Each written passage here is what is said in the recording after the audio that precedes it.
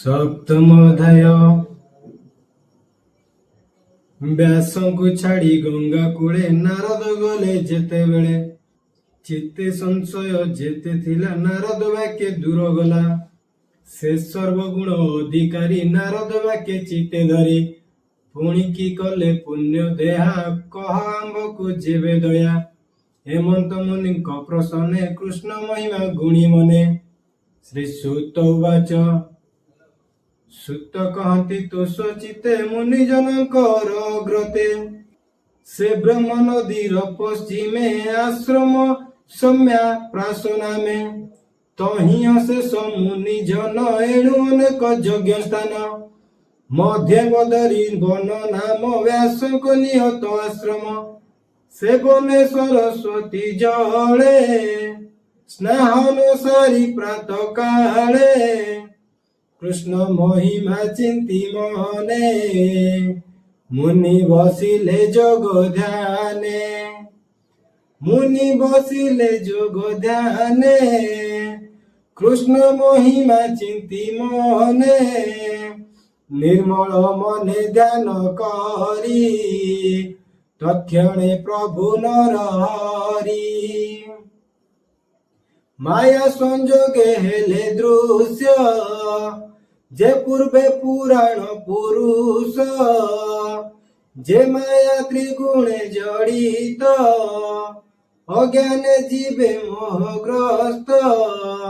ଅସତ୍ୟ ସତ୍ୟ ପ୍ରାୟ ମଣେ, ଆତ୍ମାର ଗତି ନ ପ୍ରମାଣେ। ତାହାଙ୍କୁ ଉଦାରିବ ଅର୍ଥେ, ଶ୍ରୀକୃଷ୍ଣ ଭକ୍ତି ଯୋଗ ପଥେ। ରଚିଲେ ଭାଗବତ ବାଣୀ, ଏ ଜୀବତରେ ଯାହା ଶୁଣି। ଏ ଜୀବତରେ ଯାହା ଶୁଣି, ରଚିଲେ ଭାଗବତ ବାଣୀ। ଭକ୍ତି କଲେ କୃଷ୍ଣ ପାଦେ, ନ ପଡ଼େ ଲୋକ ମୋହ ବାଦେ। ସଂହିତା କରି ହରି ବାଣୀ, ଶୋଧନ କରି ତାକୁ ପୁଣି। ସ୍ୱଭାବେ ତାଙ୍କ ନିଜ ସୁତେ, ହରସେ ଦେଲେ ଭାଗବତେ। ବିଶେଷ ଗୋବିନ୍ଦ ପ୍ରସନ୍ନେ, ମାୟା ନ ଲାଗେ ଯାର ମନେ। ହେମନ୍ତ ସତ୍ୟ ବାକ୍ୟ ଶୁଣି, ମୁନି ସକଳେ ମୁନି ଗୁଣି। ମନ ସଞ୍ଚୟ ଖେଦ ବହି, କହନ୍ତି ସୁତ ମୁଖ ଚାହିଁ। ଶ୍ରୀ ସୈନିକ ଉବାଚ। ମାୟା ନ ଲାଗେ ଯାର ଚିତେ, କି ପ୍ରୟୋଜନ ତାର ଗ୍ରନ୍ଥେ। ସୁଖ ସ୍ୱଭାବେ ଆତ୍ମାରାମ, ତାହାର ଗ୍ରନ୍ଥେ କିମ୍ପା ଶ୍ରମ। ତାହାର ଅର୍ଥେ ବ୍ୟାସ ସୁତ ଅଭ୍ୟାସ କଲେ ଭାଗବତ। ଅଭ୍ୟାସ କଲେ ଭାଗବତ, ତାହାର ଅର୍ଥେ ବ୍ୟାସ ସୁତ। ନିର୍ଲୋପ ଯୋଗ ସେ ଜଗତେ, ସଂଶୟ ଲାଗେ ଆମ୍ଭ ଚିତେ। ଶୁଣି ସଂଶୟ ମୁନି କଥା, କହନ୍ତି ସୁତ ବ୍ରହ୍ମବେତ୍ତା। ଶ୍ରୀ ସୁତ ଉବାଚ। ସ୍ୱଭାବେ ମୁନିଙ୍କର ଚିତ, ଗ୍ରନ୍ଥନେ ନୁହଇ ଗ୍ରନ୍ଥିତ। ତଥାପି ଅକିଞ୍ଚନ ପଶେ, ଭଜନ୍ତି ଗୋବିନ୍ଦ ଚରଣେ। ଯେଣୁ ସକଳ ଭୂତେ ହରି, ପରମାନନ୍ଦ ରୂପେ ପୁରୀ। ତେଣୁ ଭକ୍ତି ଯେ ଅତିରେକ, କହନ୍ତି ଏକ କୁଆରେକ। ସେ ସୁକ ମୁନି ସୁଧ ଚେତା, ନିତ୍ୟ ଅଭ୍ୟାସ କୃଷ୍ଣ କଥା। ଭକତ ଜନ ପୁଣ୍ୟ ଅର୍ଥେ, ତାହାଙ୍କ ଜନ୍ମ ଏ ଜଗତେ। ଏବେ ହୋ ଶୁଣ ବିପ୍ରଜନେ, ହରିଚରିତ ସାବଧାନେ। ଭକତ ପରୀକ୍ଷିତ କଥା, ପଣ୍ଡୁଙ୍କ ନୟଙ୍କ ବ୍ୟବସ୍ଥା। କୁରୁ ପାଣ୍ଡବ ଯୁଦ୍ଧ ଅର୍ଥେ, ବୀରେ ମିଳିଲେ ବୀର ପଥେ। ବୀରେ ମିଳିଲେ ବୀର ପଥେ, କୁରୁ ପାଣ୍ଡବ ଯୁଦ୍ଧ ଅର୍ଥେ। ଭୀମର ଗଦା ଘାତ ବାଜି ଦୁର୍ଯ୍ୟୋଧନର ଜାନୁ ବାଜି ପଳାୟ ଗଲା ପ୍ରାଣ ଡରେ ପଶିଲା ବ୍ୟାସ ସରୋବରେ ହେମନ୍ତେ ହୋଇଲା ରଜନୀ ଭୟ ମିଳଇ କୁରୁମଣି କାନ୍ଧଇ ଜୀବନ ବିକଳେ ଦ୍ରୋଣ ନନ୍ଦନ ଦେଖି ଡୋଳେ କହି ରାଜା ମୁଖ ଚାହିଁ ମୋତେ ନ ବରିଲୁ ଯେ ତୁଇ ଯୁଦ୍ଧେ ସକଳ ବୀର ମାରି ଏ ଭୂମି ଅପାଣ୍ଡବ କରି ତୋତେ ବସାନ୍ତି ରାଜକୋଳେ ଅଖଣ୍ଡ ବନି ମଣ୍ଡଳେ ତୋତେ ବସାନ୍ତି ରାଜକୂଳେ ଶୁଣି କହିଲେ ରୂପ୍ରବର ଏବେ ତୁ ପାଣ୍ଡବ କର ଏବେ କରିଲେ ସେନାପତି ଫେଡ଼ ତୁ ମୋର ଦୁର୍ଗତି ହେମନ୍ତ କହି ଅନ୍ଧ ବଳା ତାହାର ହସ୍ତେ ଜଳ ଦେଲା ଦ୍ରୋଣକୁ ମୋର ବେଗେ ଉଠି ଧନୁକୁ ଧରି ଦୃଷ୍ଟ ମୁଷ୍ଟି ମନ୍ତ୍ରୀଣ ନାର ଚପୋଷିଲା ପାଣ୍ଡବ ଗୃହେ ସେ ପଡ଼ିଲା ଦ୍ରୌପଦୀ ପଞ୍ଚ ସୁକୁମରେ ଶୋଇ ଯେ ଥିଲେ ଅନ୍ତପୁରେ ପଡ଼ି କାଟିଲା ତାଙ୍କ ଶିର ଶବଦ କଲା ମହାଘୋର ଶୁଣି କମ୍ପିଲେ ଦିଗପାଳ ପୁରିଲା ଭୂମି ଅନ୍ତରାଳ ଅତି ଅନୀତି କର୍ମ କଲା ବିଧାତା ବେଳେ ଦ୍ରୋଣବଳା ଦ୍ରୌପଦୀ ଶୟନ ଉପେକ୍ଷି ପୁତ୍ର ମରଣ ଦେଖି ଦେଖି ବିକଳେ କରଇର ଧନ ତା ପାଶେ ଥିଲା ଯେ ଅର୍ଜୁନ ଅନେକ ଶାନ୍ତ ବାକ୍ୟ କହେ ଦ୍ରୌପଦୀ ମୁଖ ଚାହିଁ ଦ୍ରୋଣକୁ ମୋର ଶିର ବାଣେ କାଟି ସ୍ଥାପିବି ତୋ ଚରଣେ ତେବେ ହରିବି ତୋର ଶୋକ ତୁ ଏବେ ସ୍ଥିରେ ଚିତେ ଦେଖ ହେମନ୍ତେ ମଧୁର ବଚନେ ଶାନ୍ତି କରାଇ ତାର ମନେ ଯାର ସାରଥି ଭଗବାନ କେତାରେ କରେ ଅପମାନ ଗାଣ୍ଡିବ ଧନୁ ଧରି ହସ୍ତେ ବସିଲା କପି ଧ୍ୱଜ ରଥେ ବେଗେ ଧାଇଲା ସଜ ହୋଇ ଦେବେ ଗମନେ ଚିନ୍ତେ ଚାହିଁ ଅର୍ଜୁନ ଦେଖି ଦ୍ରୋଣ ବଳା କାତର ହୃଦୟ କମ୍ପିଲା ବେଗେ ପଳାୟ ଭୂମି ଗତେ ପଶିଲା ଗହନ ବନତେ ପଶି ପଳାଏ ଗୌରବନେ ଅନ୍ଧକ ରୁଦ୍ର ଡର ଜେନେ କାତରେ ଚାରି ଦିଗ ଚାହିଁ ତାର ରକ୍ଷକ ଅଛି କାହିଁ କାତରେ ଚାରି ଦିଗ ଚାହିଁ ତତ୍କ୍ଷଣେ ଜଳେ ସ୍ନାନ କରି ବ୍ରହ୍ମାସ୍ତ୍ରକୁ ଯେ ସୁମରି ସଂହାର ନ ଜାଣି ତାହାରେ ପୋଷିଲା ଅର୍ଜୁନ ଉପରେ ସ୍ୱଭାବେ ବ୍ରହ୍ମ ରାଶି ନାମ ବିରାଜେ ତେଜେ ରବି ସମ ତାର ପ୍ରଚଣ୍ଡ ରୂପ ଚାହିଁ କମ୍ପଇ ଅର୍ଜୁନର ଦେହି ଶସ୍ତ୍ରର ତେଜେ ଭୟ କଲା ଗୋବିନ୍ଦ ମୁଖକୁ ଚାହିଁଲା ପଡ଼ିଅ ଭୟ ପାଦ ତଳେ କହି ଜୀବନ ବିକଳେ ହେ କୃଷ୍ଣ କୃଷ୍ଣ ଯୋଗେଶ୍ୱର ଶରଣ ଜନକ ସୋଦର ସଂସାର ଦୁର୍ଜନ ଦହନ ଭୟ କରନ୍ତି ତୋତେ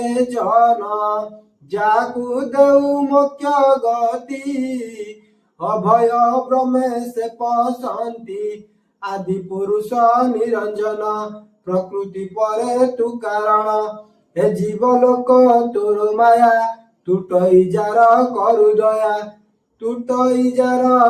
ଦୟା ଏ ଜୀବ ଲୋକ ତୋର ମାୟା ଏ ଯେ ତୋର ଅବତାର ଖଣ୍ଡିବ ନିରବାର ତୋର ଶରଣ ଯେ ପଶଇ ସଂସାର ତାକୁ ନ ଲାଗଇ ଏଣୁ ତୋର ଗତି ମୁଇଁ ତୋ ମାୟା ବଳେ ନ ଜାଣଇ ଏ ଯେ ଦାମଇ ବ୍ରହ୍ମସ୍ୱର ତେଜେ ଅଚାଦି ତିନି ପୁର ସ୍ୱଭାବେ ପ୍ରଚଣ୍ଡ ଦାରୁଣ ଦେଖି କମ୍ପାଇ ମୋର ପ୍ରାଣ। କହ କି କରିବି ଗୋସାଇଁ ତୋ ବିନୁ ଅନ୍ୟ ଗତି ନାହିଁ। ଅର୍ଜୁନ ବାକ୍ୟ ଶୁଣି ହସି କହନ୍ତି ପ୍ରଭୁ ବ୍ରହ୍ମରାଶି। କହନ୍ତି ପ୍ରଭୁ ବ୍ରହ୍ମରାଶି ଅର୍ଜୁନ ବାକ୍ୟ ଶୁଣି ହସି। ଶ୍ରୀ ଭଗବାନ ବାଚ ଜୀବନ ଡରେ ଦ୍ରୋଣ ବଳା ଅତି ମାନୁଷ କର୍ମ କଲା। ମନ୍ତ୍ର ନ ଜାଣଇ ସଂହାରେ ବେଗେ ପଶିଲା ପ୍ରାଣ ଡରେ। ଏହା ନିବାରେ ଶସ୍ତ୍ର ନାହିଁ କେହି ନ ଜାଣେ ଦେହ ବହି।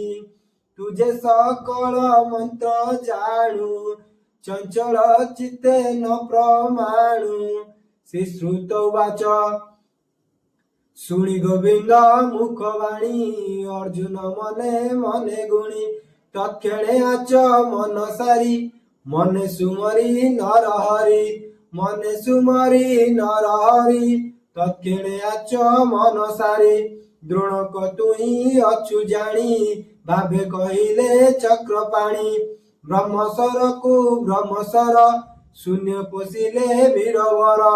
ଗଗନ ମାର୍ଗେ ବେନିସରେ ଭୂମି ଆକାଶ ଅଭ୍ୟନ୍ତରେ। ଅକ୍ରନଳ ପ୍ରାୟ ଦିଶି ବଢିଲା ଦଶ ଦିଗଗ୍ରାସୀ। ସେବେ ନିଶସ୍ତ୍ର ତେଜେ ରାଶି ପ୍ରଳୟା ନଳ ପ୍ରାୟ ଦିଶି। ଦିଲା ପ୍ରାୟ ତ୍ରିଭୁବନ ତା ଦେଖି ଚକିତ ଅର୍ଜୁନ। କୃଷ୍ଣ କହିଲେ ଶୁଣ ବୀର ଶସ୍ତ୍ରେ ଶସ୍ତ୍ର କୁସଂଘର। ଯହୁଁ କହିଲେ ଚକ୍ର ପାଣି ତତ୍କ୍ଷଣେ ସଂହାରିଲେ ଆଣି। ରଥୁ ଓହ୍ଲାଇ ମହାରୋଷେ ଧଇଲେ ଅଶ୍ୱତ୍ଥମା କେଶେ। ପ୍ରଚଣ୍ଡେ ରୂପ ଶିର ଝୁଣି ଆକର୍ଷ ପାତିଲା ଧରଣୀ। କରଚରଣ ତନୁ ଛନ୍ଦେ ବେଗେ ବାନ୍ଧିଲା ମାଲ ବନ୍ଦେ। ରଥ ପଶକୁ ସୁମରିଲେ ପଶୁଙ୍କୁ ପ୍ରାୟ ବନ୍ଦୀ କଲେ। ରଥ ଦଣ୍ଡରେ ବାନ୍ଧି ଆଣି ଦେଖି କହନ୍ତି ଚକ୍ର ପାଣି।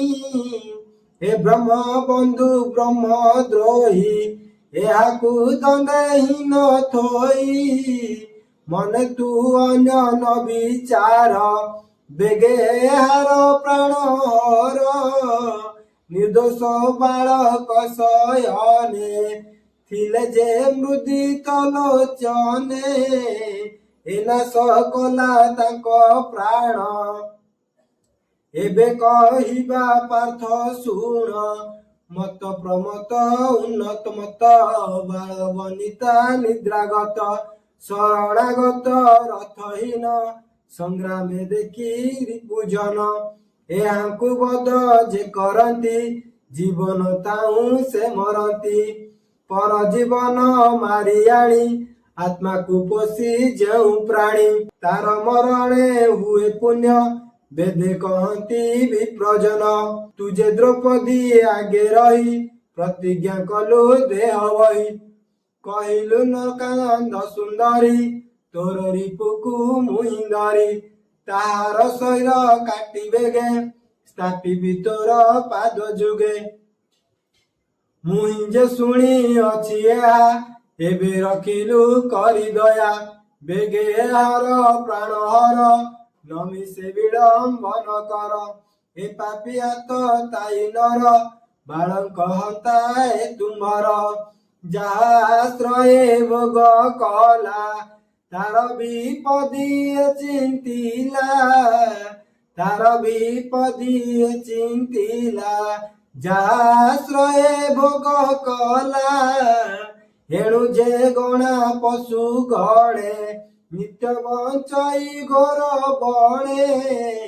ହେମନ୍ତ ଧର୍ମ ପରିଚ୍ଛିନ୍ନେ କୃଷ୍ଣ କହିଲେ ନାନା ଜ୍ଞାନେ। ଅର୍ଜୁନ ନ ଶୁଣଇ ତାହା ଗୁରୁ ପୁତ୍ରକୁ କରି ଦୟା।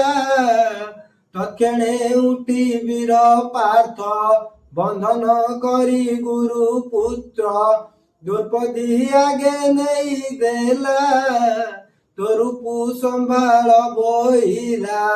ଦ୍ରୌପଦୀ ତାର ମୁଖ ଚାହିଁ ତକ୍ଷଣେ ଚିତେ ଦୟା ବହି ପୁତ୍ରଙ୍କ ମୃତ୍ୟୁ ହେତୁ ହେତ ସ୍ୱଭାବେ ଦ୍ରୋଣ ଗୁରୁ ସୁତ ଅନ୍ତରେ ନମସ୍କାର କଲା ଅର୍ଜୁନ ମୁଖକୁ ଚାହିଁଲା ବୋଇଲା ବେନି କର ଯୋଡ଼ି ବନ୍ଧନ ଦିଅ ବେଗେ ପେଡ଼ି ସ୍ୱଭାବେ ବିପ୍ର ଗୁରୁଜନ ବିଶେଷ ଦ୍ରୋଣଙ୍କ ନନ୍ଦନ ରହସ୍ୟ ଧନୁ ବେଦ ଗ୍ରାମ ବିସର୍ଗ ସଂଘର ସଙ୍ଗମ ସକଳ ଅସ୍ତ୍ର ଶସ୍ତ୍ର କଲା ଯେ ଗୁରୁ ରୂପେ ଶିକ୍ଷା ଦେଲା ସେଇ ଯେ ପୁତ୍ର ରୂପେ ଜାତ ଆତ୍ମାରୁ ଆପଣେ ସମ୍ଭୂତ ସ୍ୱାମୀର ତହୁଁ ଅଦେଜ୍ଞାନୀ ଜଗତେ ଏହାର ଜନନୀ ଏତର ଧର୍ମ ଗୁରୁକୁଳ ଏହାକୁ ଭଲେ ପ୍ରତିପାଳ ଏହାର ଗୌତମୀ ଯେ ମାତା ସେ ପୁଣ୍ୟବତୀ ପ୍ରତିବ୍ରତା ରୋଦନ କରୁ ଯେ ଦୁଃଖ ମୋର ପତ୍ର ଶୋକ କ୍ଷତ୍ରିୟ ଯେବେ ମୃଳ ପଡ଼େ କୋପ କରଇ ବିପ୍ରଗଣେ ସେ କୋପେ କୂଳ ଦେହେ ଏଣୁ କେ ବିପ୍ର ହିଂସା ବହେ ଶ୍ରୀଶ୍ରୁତ ବାଚ ଦ୍ରୌପଦୀ ଧର୍ମ ନଷ୍ଟା ବାଣୀ ହରସେ ଯୁଧିଷ୍ଠିର ଶୁଣି ମୌନେ କିଛି ନ କହିଲେ ସେ ଧର୍ମ ଅନ୍ତରେ ଜାଣିଲେ ଶୁଣି ସକଳ ସହଦେବ ସାତକ୍ୟ ଅର୍ଜୁନ ପାଣ୍ଡବ ଦେବକୀ ପୁତ୍ର ଆଦି କରି କୁନ୍ତି ସମତେ ଯେତେ ନାରୀ ସେଠାରେ ଯେତେ ଜନ ଥିଲେ ଏକଥା ସମର୍ଥନ କଲେ ଏହାଙ୍କ ମଧ୍ୟରେ ଭୀମସେନ କ୍ରୋଧରେ ବୋଇଲେ ବଚନ